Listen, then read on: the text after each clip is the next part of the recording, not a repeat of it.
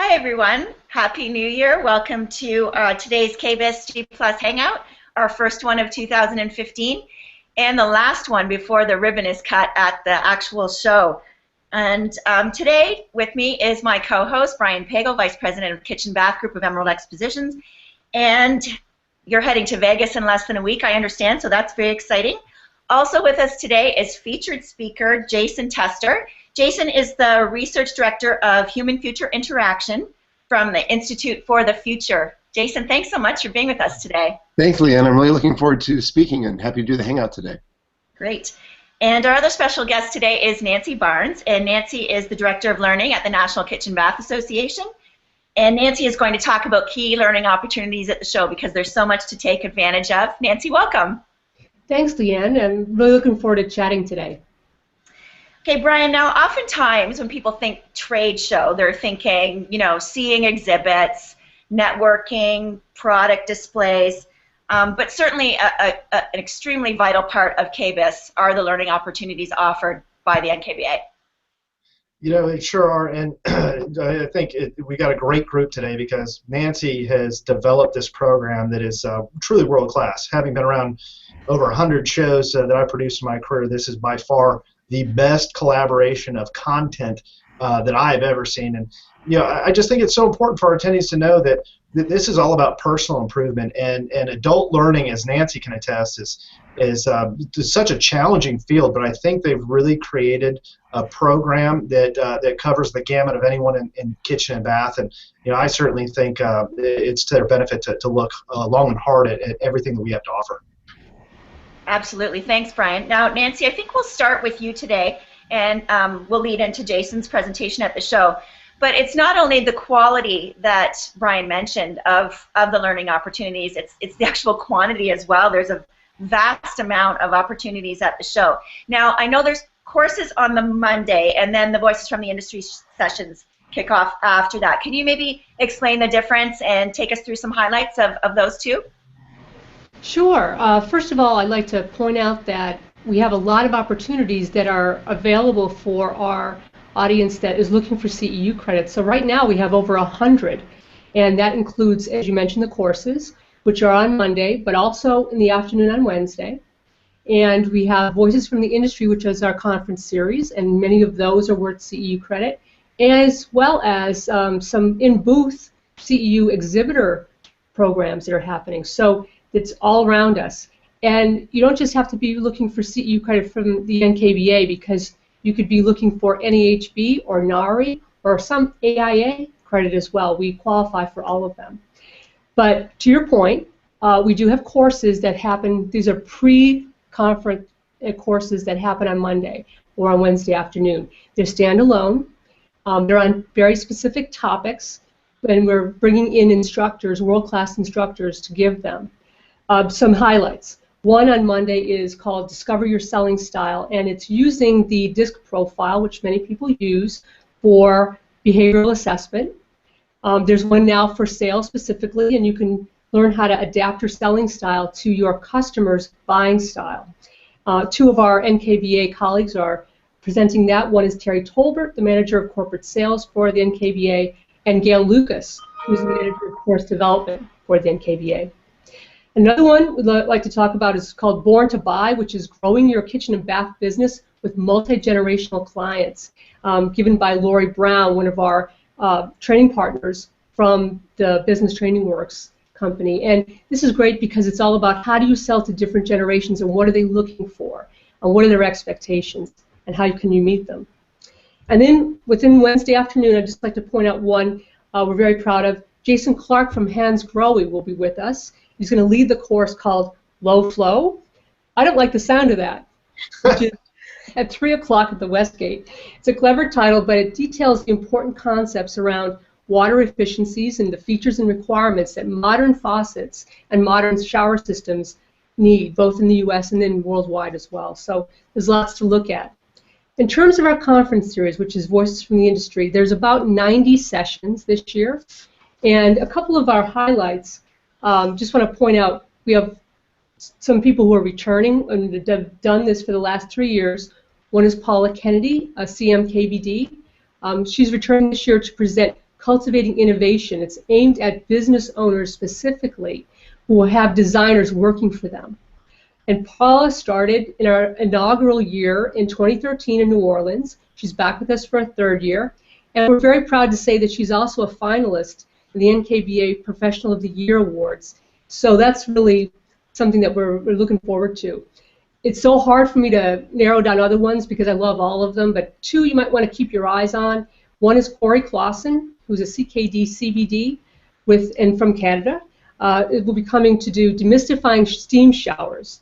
And we have the very popular Jeffrey Dross from Kitchler, and he'll be back. He'll present how to select and use kitchen and bath lighting. I'd like to just mention, I want to thank our sponsor, Bath Fitter, for Voices from the Industry this year, and that's our inaugural year of having a sponsor. Well, Nancy, thanks for the explanation. I know there's a ton to look at, and I would encourage anyone that's interested to go to kbis.com. You can find a full listing of all the sessions and courses available. And I know Nancy and her team has done a great job in trying to make it easy based on different disciplines to figure out what what sessions might work best for you. So I definitely encourage you to do that. Now, Nancy, I know we've got a couple featured speakers, Jason being one of them, and we'll get to that in a minute. But can you tell us a little bit about Kevin Murphy's presentation? Sure. We're so excited to have Kevin Murphy with us. He's the Chief Operating Officer for Ferguson, and he'll be presenting, it's actually part of the Voices of the Industry conference series, but others can attend as well. And he'll be presenting the State of the Industry address at 1:30 on Tuesday, January 20th in the Westgate Ballroom A. His topic is Embrace Change, Fear Status Quo. And he's going to talk about how Ferguson is looking at the future of retail, as well as showrooms and dealerships, and how global marketplaces are changing things and how Ferguson has been able to adapt. I think that's going to be an incredible session from Kevin Murphy. And that leads us to Jason, who's been waiting very patiently. Now, Jason, you and I had a great chance to talk yesterday, and as I said, I'm very fascinated by your line of work and what you do. And I think I'm going to ask you some of the same questions I asked you yesterday because I think our community would really be interested. So first of all, I have to say, working at a place called Institute for the Future, like if that's not the coolest name of an organization ever, I don't know what is. So can you tell us a little bit, for people that might not be familiar with it, what the Institute actually does? Sure. So the Institute, we're now in our 46th year of looking at the future in the short term, medium term, and the long term. We focus a lot on emerging trends. So what will be the new things in the future, but particularly we focus on discontinuity, so places where the future could break from the past in some really surprising or accelerated ways. A lot of what we do is we scan the future for early signals of change. It could be a new product, a new practice, anywhere in the world, in any domain that we look at that and say, something about that will be more mainstream tomorrow. More people will do that, will adopt that. We also look at hotspots, places where technologies and behaviors come together in really interesting clusters and interesting ways. We work across a lot of domains: technology, health, food, culture, consumer behavior, and it's often where those areas intersect and combine that the future really starts to unfold. I think I'm coming to San Francisco just to visit it. I think it just sounds so awesome. But to illustrate that, we did talk about a few projects that you've worked on in the last little while. I know you said you've been there 10 years, but can you give us maybe 2 or 3 highlights of some of those projects? So just from the last year, we did a big project on the future of cities that we called Open Cities. Sometime a few years ago, more people around the world started living in cities than not in cities. And that trend is only going to really increase dramatically in the 21st century. So we wanted to do a big look at how will we live in cities in the future, and particularly as more people are innovating, as more people have the ability to create the future themselves, to get involved. We wanted to look at what is the new relationship in cities between not just government and business, but citizens. The idea is the energy of citizens, and that's why we called it Open Cities. We also did a big look at the future of identity. So today our identity is It's a lot about our basic demographics, our social security number, and increasingly the trails that we put on Facebook. But we want to look at what does identity look like in the future. Our genetics, the ways that we walk, the ways that we even think, could be a part of our identity. So to give everyone those tools to think about identity in the future. The other way that we work is we try to engage a lot of people, massive numbers of people around the world, in thinking about the future. So it's not just us here in California, but the entire world. So we ran a pretty groundbreaking project where we asked LGBT people around the U.S. to imagine their lives, to imagine the world in 2024. And so to create this really bottom-up, grassroots picture of the future of the LGBT movement by asking people, what do you think the future is going to be like? And that was a really fun and groundbreaking project. Very cool. I did see the blog on that. That was really interesting. So it's honestly incredible that you work on projects like that. So let's focus on what you're bringing to KBIS and the talk that you're going to be giving there. So your topic is entitled Designing for Balance in the Home of 2030. So you're looking well into the future, 15 years on this one. And can you explain, I guess, about the role of the home in your research? Because I believe that's what our audiences and our attendees can learn from you about. Absolutely. I think so many of our forecasts in those domains that I mentioned, technology, health, food, they play out in the home. The home is really kind of a front line for the future. And homes are where people decide to accept change and embrace into their lives, or reject it or delay it. And so I think home is a really important kind of interface between people and the future. And so it's going to be really interesting to look at, particularly the next 15 years of change through the lens of the home. I mean, if we think about it, over the next 15 years, technology, the home will become a very, very important site for technology. We already see some early signals of that today in smart homes, but I think over the next 15 years, that's going to become very mainstream. We're all going to be facing those questions about how much do we want in our home or not. The environment of the world will be changing, and homes may actually be a place where we protect ourselves from that. And then changes in our practices of health and well-being, and how we conceive of ourselves. The home is going to be where we try to improve ourselves, to change ourselves. So I think the next 15 years of change are going to be very important for the home. So I picked the idea of balance because I really think, starting to look at our forecast, look at our research through the lens of the home, I realized that I think there are going to be some tensions, and if we don't try to solve them, they could be tensions in the home, in the home of 2030. And I wanted to call that out today. That's really the point of looking at the future, is to look at if we look at the future today, we can actually begin to say, what kind of future do we want? How can we help people navigate that future to more desirable, more preferable futures than just what could be? So I wanted to call out in my talk, what are some of these potential tensions and trade-offs in the home of the future, and then begin to think about designing for helping us navigate those tensions, turn those tensions into balances. I just want to call out a couple today that I think will probably resonate with people already. I think the home of 2030 could be a tension between this need for constant connection. So we all have so many devices. I bet no one watches TV just watching the TV. You have your laptop, your phone, your iPad. So we have this need for constant. Very, very, very guilty of that. Exactly. So we have this need for constant connection, and we bring it into our homes. But our homes are also traditionally it's where we want to unplug. It's where we want to enjoy our family. And I think probably many of us already face this tension today. It's probably a tension in many of our homes. I think it's only going to continue. But we're already seeing some early signals of change, of people who are new tools, new practices to become more mindful, more present in the home, to keep that connection, and to turn that tension into a balance between connection and unplugging. As I mentioned about talking about open cities, we're seeing a lot of signals of change where our homes are becoming greater parts of the community. Today we call it the sharing economy. So think about Airbnb, renting out a spare room in your home, or we see a lot of meal sharing services. People come together, they swap ingredients, they swap dishes.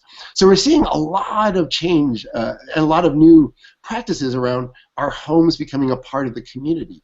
And I think that, so we'll see that continue, but how do we balance that with a home being a place to cocoon, a place to kind of protect ourselves from a volatile world, a changing world? So I think that tension between homes as more open to the community but also more closed from a changing world, that's going to be an important tension and a really important balance to help resolve. The last one I want to talk about, I think is really important to your attendees, and that's the rise of the maker movement, the DIY spirit. So we're seeing so many tools and practices around design it myself, build it myself. And I think people want to do that. It's going to continue. It's going to be a very important facet of the future in so many areas. How do we balance that with the skills and the expertise of the professional design community, like many of your attendees?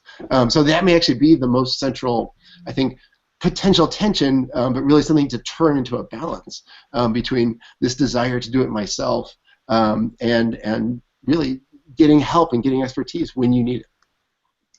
I'll tell you, that's some fascinating stuff, and I've no doubt you probably looked at my house relative to the connected part. You should hear us around dinner time some nights. That's great stuff, and I have no doubt this is going to be probably one of the better attended sessions we have just based on the content and the scope of that content. But Nancy, I'm interested, when you selected Jason to come speak at KBIS this year, really, what attracted you most? What was the demographic of that attendee that you think this would resonate most with? Well, when we considered, the speaker that we wanted to bring in and the topics that we wanted to bring in, we really wanted to think about, as far as our attendees go, what would our design community really be interested in, but also what would everyone else be interested in? Because if you're a manufacturer or you have a dealership, these are topics that you really need to start to think about now so that you can start to plan for the future with your business. And I'm seeing, across the generations, probably millennials will be really interested in this, but I think anyone who's serious about making sure that their business model is up to speed or even future thinking. This is, to my mind, the role of the NKBA. This is what we do, is bring this kind of information forward. People don't normally see these things, and I'm glad to be able to bring it to people, especially at KBIS, where there's all kinds of ideas and new things to look at and think about. I think it's going to be fascinating, and just because I guess I got to pick, we sat down, we did the assignments of who was covering what from the KBIS social media team, and Jason, I put my name down to make sure that I attended and live tweeted your event. So I guess that's my prerogative. I could do that. So Jason's presentation is at 2 o'clock on the Tuesday, January 20th, in the Westgate Ballroom A. So everyone make a note of that and please attend. And as a reminder, Brian alluded to it earlier, but go to kbis.com for all of the courses and the conference sessions that Nancy spoke about too. Go to kbis.com. Under the conference tab is a main menu, and you can add any of the voices from the industry sessions, any of the courses, Jason's presentation to your registration. So honestly, don't miss it. And everything. Nancy and her team have put together such an amazing package of valuable content, so please take it in.